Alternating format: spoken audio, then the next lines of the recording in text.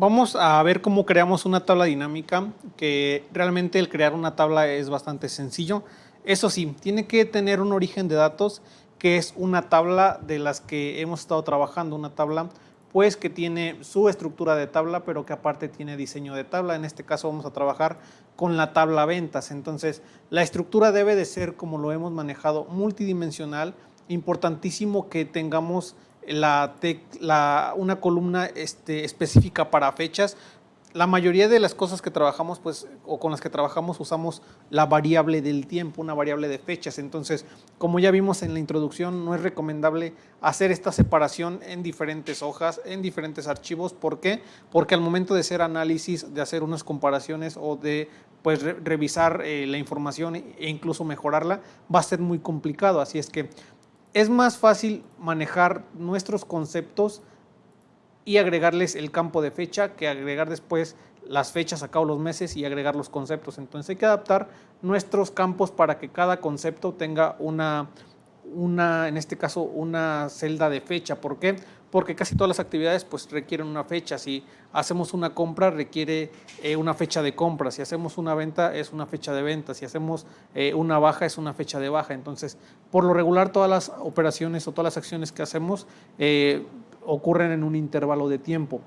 Ok, así es que ya tenemos nuestra tabla común y corriente, que es, bueno, no común y corriente, nuestra tabla con diseño de tabla, de la cual vamos a crear una tabla dinámica. Para eso vamos a irnos a la pestaña de insertar y aquí a mí me parece como pivot table, pero realmente es una tabla dinámica. Así es que voy a darle clic a tabla dinámica y me dice que seleccione el rango. Primero dice tabla dinámica desde la tabla o el rango, podemos hacerlo también desde un rango, pero vamos a seleccionar la tabla o rango. Yo aquí si tengo un rango pues sería de A1 hasta J39, pero yo ya nombré mi tabla se llama tabla ventas, así es que voy a seleccionar que mi rango es tabla ventas.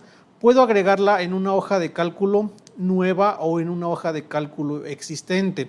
Podemos agregarla al modelo de datos, que eso lo vamos a ver posteriormente, pero vamos a agregarla en una hoja nueva de cálculo y le voy a dar clic en aceptar. Me lo agrega por lo regular siempre en A3 y me agrega esta parte de este pequeño recuadro en el que me dice tabla dinámica 6 y me da aquí para generar informe, elija los campos o la lista de campos de la tabla dinámica.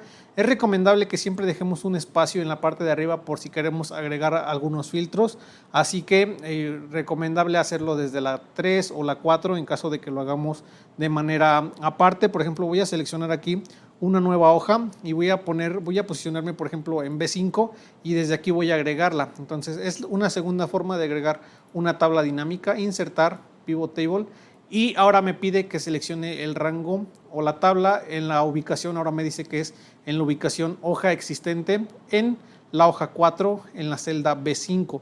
Así es que voy a seleccionar aquí, regreso a la hoja de reportes de ventas y voy a seleccionar dando clic aquí para seleccionar toda la tabla ventas. Regreso y doy clic en aceptar y entonces ahora en la hoja 4 se me agregó el asistente para las tablas dinámicas en la celda B5 de mi hoja 4 y estas son las dos formas de crear una tabla dinámica.